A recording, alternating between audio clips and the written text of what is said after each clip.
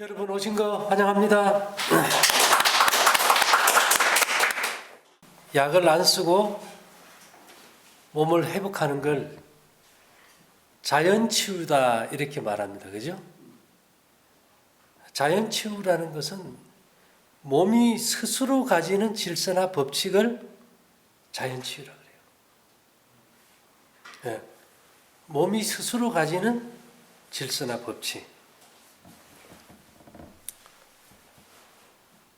근데 이게 좀 문제가 뭔가 하면 사람들이 이제 몸이 안 좋으면 자기 체면을 많이 걸어요. 나는 할 수 있어. 할 수 있을 거야. 내가 암인데 이거는 나는 다른 사람은 안 돼도 나는 될 거야.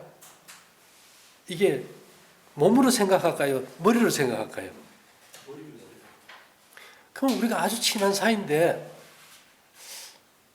야, 저 친구 돈이 좀 필요하다 그러니까 내 친구 절대로 띠먹을 사람이 아니야. 빌려줬어. 나중에 보면 어떻게 돼요? 떼먹었어. 그러니까 이게 뇌를 믿을 수 있을까요? 없을까요? 뇌는 확률적으로 믿을 존재가 안 돼요. 그래서 내가 늘 얘기하지만은 이 사람들은 뇌로 사는 삶은 언제나 이게 인생이 안 풀려. 왜냐? 뇌세포는 복제해봐야 인간을 못 만들거든. 체세포는 복제하면 똑같은 사람을 만들어요. 그래서 우리가 이 체세포의 지성으로 신체를 돌보는 것이 자연치유다. 그것이 중요하고요. 이 자연치유를 하려면 생각으로 내가 뭘 하겠다 하기보다는 내가 상처가 났을 때,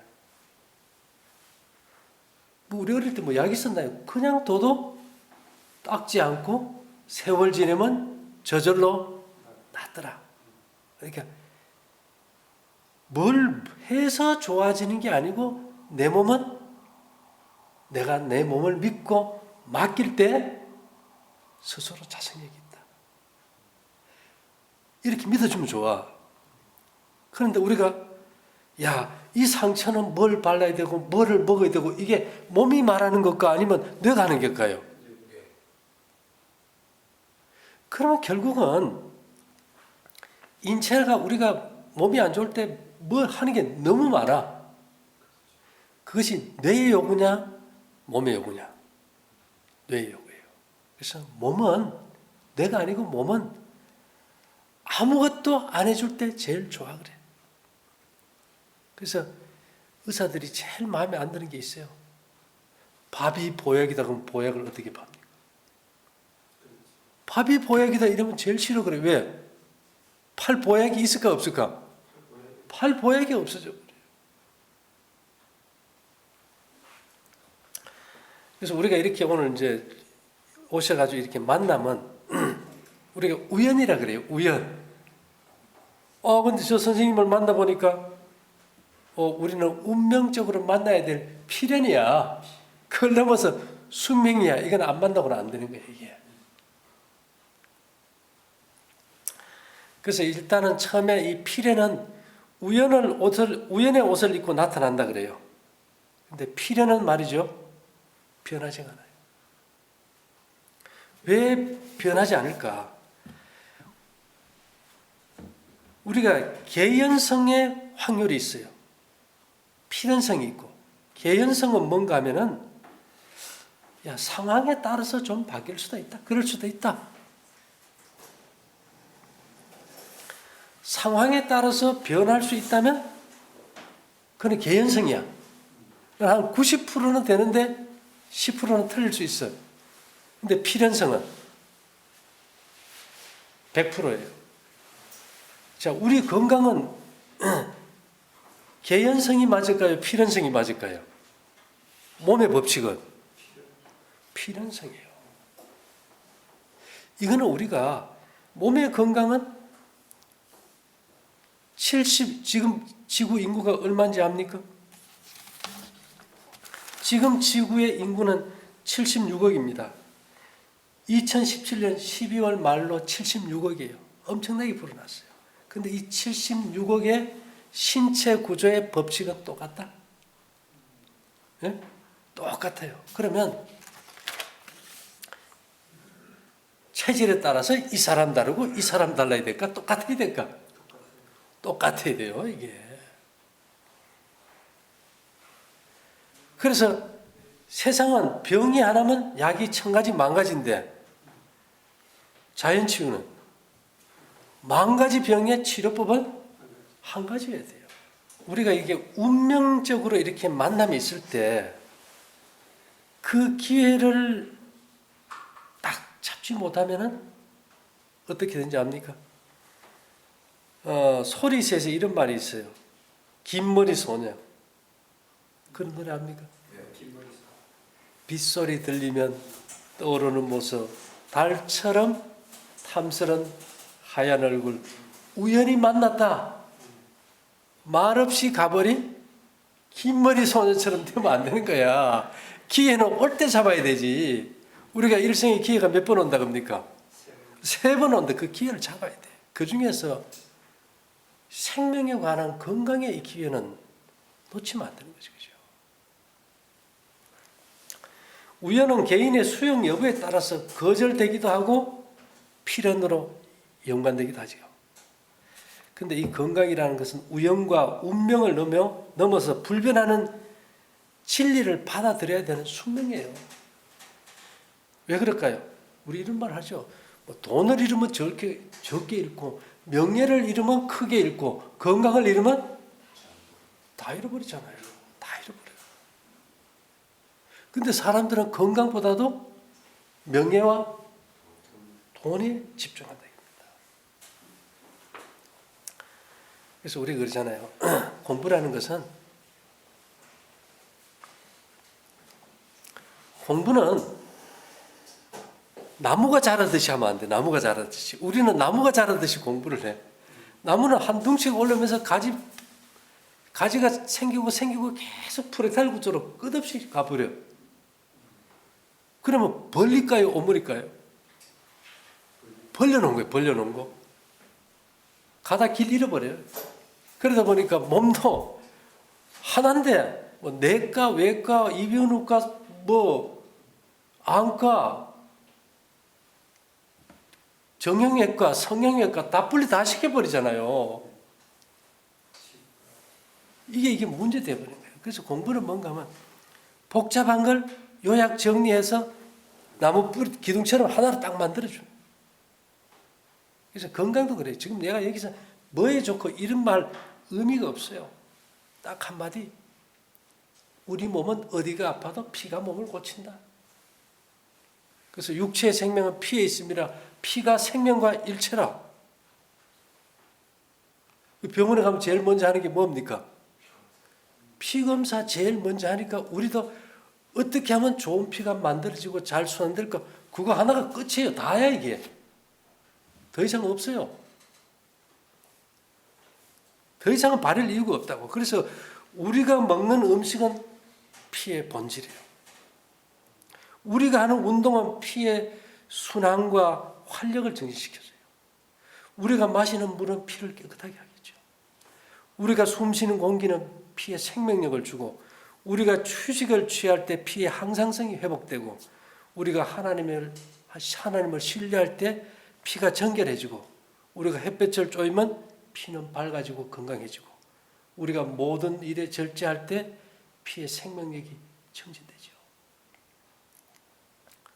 근데 여기서 문제가 뭔가 하면 우리는 이제까지 어떻게 좋은 피가 만들어지고 잘 순환될까 보다는 야, 내 몸이 안 좋은데 뭐 좋은 거 없어? 이렇게 와버린 거예요. 그죠? 먹는 것이 피에 손상을 주는지도 생각을 안 해봤어요. 그러면 이제 오늘은 제가 무슨 얘기를 좀 드리려고 하는가 하면 피에 대해서 생리학적으로 제가 뭐 많이는 안 읽지만 한 구절을 읽어드리면, 좋은 건강을 유지하려면 좋은 피가 있어야 한다. 우린 다 알아요. 피가 탁해지면 나중에 투석하다가 신장 이식도 해야 되고 이게 폐인돼 버리잖아요. 왜냐하면 피는 생명의 흐름이기 때문이다. 그것은 파손을 복구하며 몸에 영양을 공급한다. 피가 합당한 음식의 영양소를 공급받고 신선한 공기를 접촉하여 정화되고 활기를 띠게 되면 그것은 인체 각 부분에 생명과 원기를 옮겨준다. 예, 건강하지 못한 사람은 불결한 피를 가지고 있다. 자, 근데 여기서 제일 큰 문제가 뭐냐면 우리는 학교에서 배울 때 피는 뼈에서 만들어져요. 뼈에서. 우리 땅 파다가 혹시 지렁이 삽으로 찍은 적 있어요? 지렁이 몸에서 피 나오는 거 본 적 있습니까? 빨간 피 나와요. 그러면 뼈가 없는 생명체 속의 피는 어디서 만들어질까? 물고기고 뭐고 다 장조혈설이에요. 근데 사람만 어디서 만들어져요? 뼈에서 만들어진다. 그러니까 비상시에서 거기서 만들 수는 있어요. 그러나 평소에 계속 뼈에서 만들지는 않아요. 장조혈설이기 때문에 우리가 설사 한 번만 해도 하늘이 노래져 버리잖아요. 자, 일본의 모리시다 게이치 박사가 세계적인 혈액 생리학자예요. 이분이 피는 장에서 만들어진다는 장조혈설을 주장했어요. 근데 생리학적으로 과연 그것이 맞는가? 이렇게 합니다. 위장에 어떤 음식이 들어갔든지 피가 되어 몸의 일부가 됩니다. 건강한 삶 662번. 위장에 어떤 음식이 들어갔든지 피가 되어 몸의 일부가 됩니다. 이 말은 음식이 뭐가 돼요?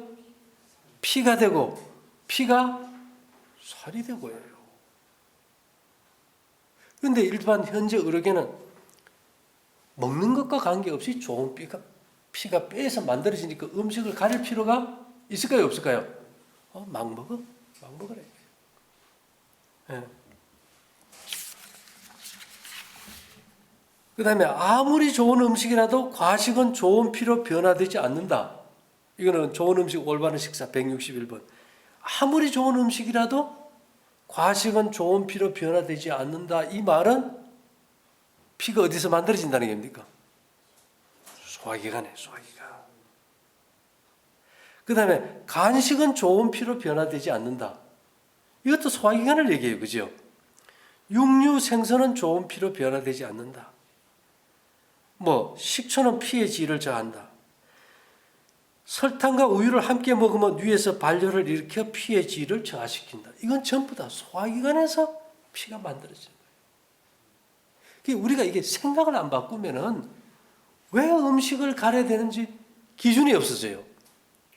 자연치유의 핵심은 피에 있고 언제나 장조혈설의 기초인 거라고 얘기합니다. 자, 그 다음에 장조혈설이라는 게 뭐냐 하면은 우리가 공생이라는 단어를 씁니다. 공생. 편리공생도 있고 상리공생도 있는데 목장을 해요. 목장. 소를 키우든 양떼를 키우든 염소를 키우면 주인은 자기가 좋아하는 고기를 줘야 될까요? 아니면 염소가 좋아하는 풀을 줘야 될까요? 이 장에는요, 천 종류가 이상이 넘는 미생물이 100조 마리, 그냥 대변무게의 반이 다 미생물이다 이렇게 생각하면 돼요. 이 미생물 목장 주인이에요. 그럼 음식을 피로 바꿔주는 동화작용 상태에서 뭐가 일하느냐? 미생물이에요. 얘들이 내 몸 안에 있는 소떼, 양떼, 염소떼라니까요. 그러면 우리가 건강을 위해서 음식을 먹는다 할 때 사람들은 그래요. 나는 내 몸에 좋은 음식을 먹는데 목축업 하는 사람들이 풀을 먹여주고 고기를 얻지, 그죠? 그러면 우리도 나를 위해 먹어야 될까? 내 안에서 생명의 요소들을 만들어주는 미생물의 먹거리를 줘야 될까? 차원이 달라져 버려요. 우리가 먹는 거는 나를 위해 먹는 게 아니고 내 장에 백조물의 다양한 미생물의 먹거리를 우리는 공급해 줘야 된다. 예.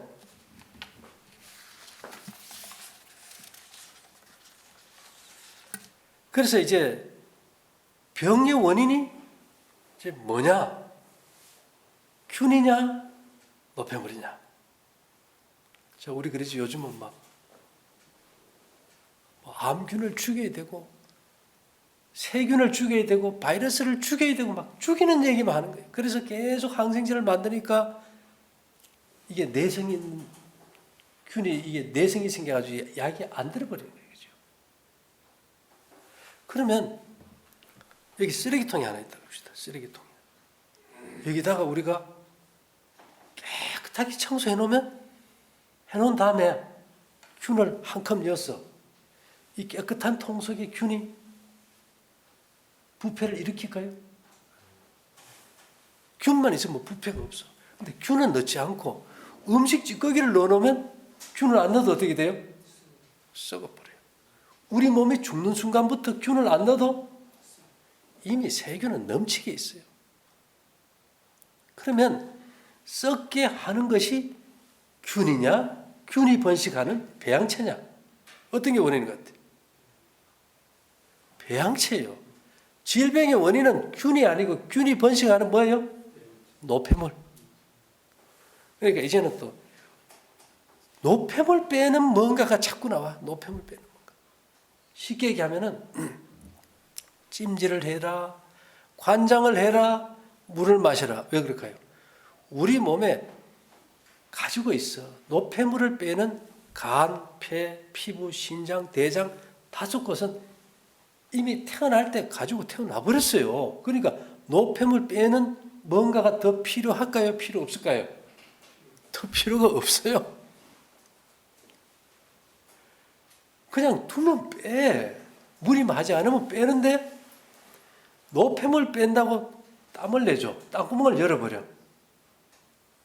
그러면 피부에 땀구멍은 과로사가 생기고 내부 장기는 기능이 죽어들어 버려요. 계속 피부로 노폐물이 빠진다는 사람은 계속 찜질방 가고 대장으로 빠진다는 사람은 계속 관장하고 신장으로 빠진다고 생각하는 사람은 계속 매일 물여득한 맛이라는 거예요. 이게 우리가 부분이 아니고 전체를 보자. 그러니까 우리가 나무는 보는데 왜 숲을 안 보려고 그러냐. 그죠? 전체를 본다는 것이 굉장히 좀 중요한 문제다. 그래서 질병의 원인은 균이 아니고 노폐물인데 자 그러죠. 우리가 제일 많이 주장하는 게 생약이 뭡니까? 저녁 먹지 마라. 100명의 의사를 찾기 전에 저녁을 굶어라. 늦은 저녁은 죽음으로 끝나는 병의 시작이다. 우리 몸이 제일 짧은 주기의 리듬이 24시간 리듬입니다. 서커디안 리듬이라고. 해가 지면 소화기관을 서버려요. 노폐물 대사가 안 돼요. 그러니까 저녁에 우리가 만큼 먹어버렸어. 그러면 음식이 소화가 안 되니까 썩겠죠. 그러면 그 독소를 못 빼면 내 몸의 쓰레기 저장고는 피부 밑에 점막이에요. 피에 1.6리터 피에 5리터 피에 반을 저장해요. 그러니까 아침에 일어나면 어떻게? 예, 우리가 문패했어요. 예전에 우리가 할 때 서울의 유명한 성형외과 의사들이 와서 이게 관심이 많았어요. 왜요? 아무리 조각같이 해놔도 한 끼 저녁 먹으면 달덩이가 돼버리니까 이 세상에 안 이쁜 사람은 없어. 근데 윤곽이 사라지면 이쁨이 사라져버려요. 근데 부었는 걸 갖다 성형할 수 있어요? 아무리 먹어도 부기를 없애는 성형은 없거든. 그래서 이것이 우리가 그래요. 하루 뭐 건강식만 100% 못하는 거 오케이 좋아요. 그렇지만 늦은 저녁은 죽음으로 끝나는 병의 시작. 여러 개 하라고 하면 못하지만 그거 하나는 좀 그죠? 아니면 최대한 좀 일찍 먹고 줄이든지 늦게는 안 먹어야 된다.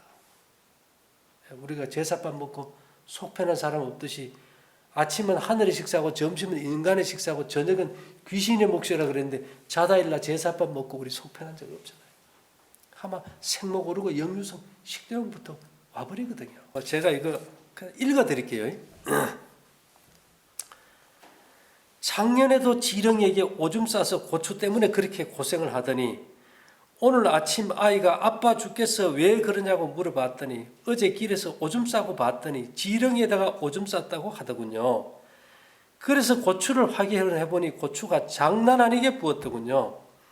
작년에 절대 특히 비 오는 날이나 비 온 뒤는 길거리에서 오줌 쌀 때 지렁이 확인하고 오줌 싸라고 그렇게 신신당부했더니 제주도 시골이라 그런지 아직 지렁이가 많아서 조심해야 되는데 서울이나 도시는 걱정 없지만 제주도 시골은 아직 지렁이가 많아서 제가 어렸을 적에 너무 많이 지렁이한테 오줌 싸서 고추 때문에 큰 고생을 해서 그때 의사 선생님이 앞으로 지렁이한테 오줌 한 번 더 싸면 네 고추 없어진다고 해서 그 이후 절대 지렁이에다 오줌 싸지 않는데 혹시나 지렁이한테 오줌 싸지 말아요. 고추 너무 아프고 고추가 부어서 당근 정도 크기가 되어요.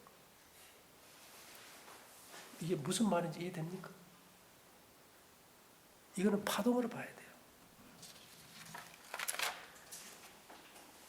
유일하게 지렁이는 땅속에 사는데 교류파동입니다. 제가 그랬죠.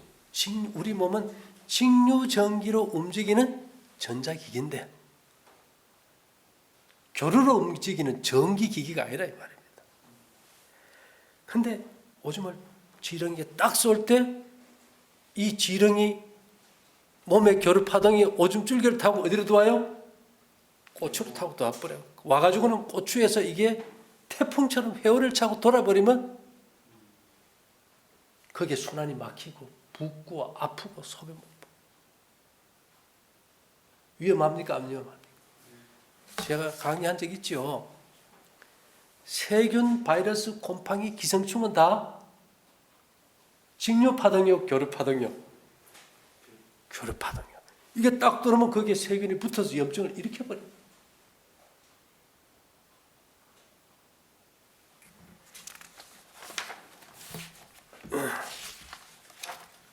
그래서 우리가 이 자연과학이라는 것은 길을 통해서 확실히 보지 않는 이상은 언제나 미스테리로 나왔습니다. 제가 하나 보여드리면 우리 이건 다 알아요. 목화토금수, 상생상극. 순환이 돼서 돌면 상생이고 별로 돌면 상극이에요. 도대체 이게 왜 상생상극일까? 나도 몰랐어요. 잡다 끝까지 딱 갔는데 뭐를 찾게 됐는가 하면은 이 목성에는 그 위성들이 있어요. 우리 지구의 위성은 뭡니까? 달이죠, 달. 이런 위성이 있는데 이 목성의 위성인 이오가 어쨌든 이 400개 이상의 활라산으로 계속 분출해. 근데 이게 어마어마한 교류파동을 가지고 있어요.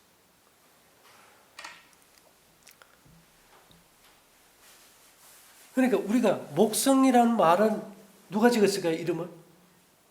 사람이 지었을까요? 목성이 지어줬을까? 사람이 보니까 목성의 기운은 간으로 들어오네? 그래서 자는 목성이야 지었어. 근데 그 옆에 있던 이오라는 교류파동을 가진 놈도 그 라인을 타고 같이 간에 들어오는 거예요. 예? 그 다음에 화성 있죠, 화성. 화성에는 내가 딱 보니까 이것도 데이모스라는 교류파동을 가진 위성이 딱 있는 거예요. 그 다음에 지구에는 우리가 위성이 달 하나만 있는 줄 알았는데 다른 것도 2개 더 있어요. 그 중에 E002AA29라는 이 위성이 교류 파동을 가지고 계속 인간을 괴롭힙니다. 그 다음에 또 하나는 금성 있죠, 금성. 금성은 지금 안 잡혀요. 근데 파동으로 들어가면 금성의 대기권 안에 위성이 하나가 그 교류 파동. 근데 옛날에 이제 수성은 우리가 보통 과학자들이 1.6km 정도 된다 그랬는데 보니까 제가 잡으면 1.3km짜리가 1.3km짜리가 위성으로 도는 거예요. 그래서 오늘 제가 목화 토금수를 타고 들어오는 그 위성의 소행성의 파동을 교류 파동을 잘라버렸더니만 상극이 다 사라져버렸어요.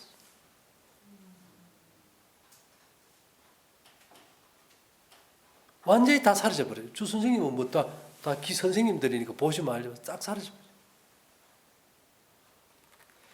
그래서 우리가 이 공부라는 것이 사실 어디까지 가는지는 몰라요. 그런데 우리가 살아갈 때 기본을 절대로 무시하면 안 되겠지, 그죠? 그래서 이게 지렁이에서 교류 파동이 들어와가지고 교류 파동에 붙는 세균이 붙어서 염증을 일으켜서 고추가 붙듯이 목화토금수에서 오는 교류 파동이 계속 들어오면 내 몸에 세균, 바이러스, 곰팡이가 그거 붙어가지고 염증을 일으키는데 우리가 생로사가 되겠어요? 생로병사지. 우리가 목화토금수에서 오는 교류 파동을 지구 전체로 끊을 수는 없어요. 그걸 우리 시스템에 가져와가지고 우리 수신기를 찰 때 차단되게 해주는 거지. 이 필연입니다. 이제까지 인류 역사에서 상생상극이라는 상극은 필연적으로 우리에게 왔어. 목화토금수에서요. 그걸 해결하지 못했기 때문에 필연으로 왔어요. 그러나 이거는 역설적으로 해가지고 제 입장에서는 이것을 오늘 운명적으로 날려버렸어요. 달처럼 탐스런 하얀 얼굴 우연히 만났다. 우연히 만났어, 그죠?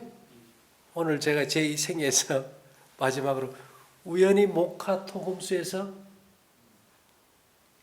교류 파동을 잡아가지고 그걸 차단하는 프로그램을 가져와가지고 그냥 잘라버렸어요.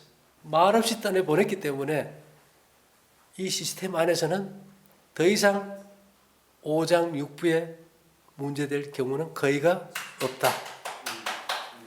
전에는 뭔가를 초자연적 치료 능력을 찾기 위해서 했는데 오늘 내가 왜 건강 강의 섞어서 하느냐. 이미 다 들어와 있는 거예요. 다 들어와 있는 거예요. 자연치유처럼 내 몸에서 이 지구의 시스템이 다 돼 있는데 그 교류 파동을 없애면 되지. 새로운 치료법이 있는 게 아니었더라.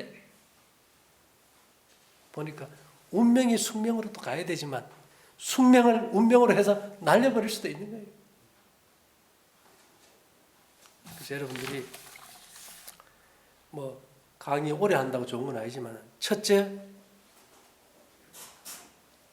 자연치유는 몸에 기회를 주는 거고 피의 생명력에 대해서 초점을 딱 맞추시고 음식은 나를 위해 먹는 것이 아니고 나에게 생명 요소를 만들어주는 내 미생물 목장에 먹거리를 준다.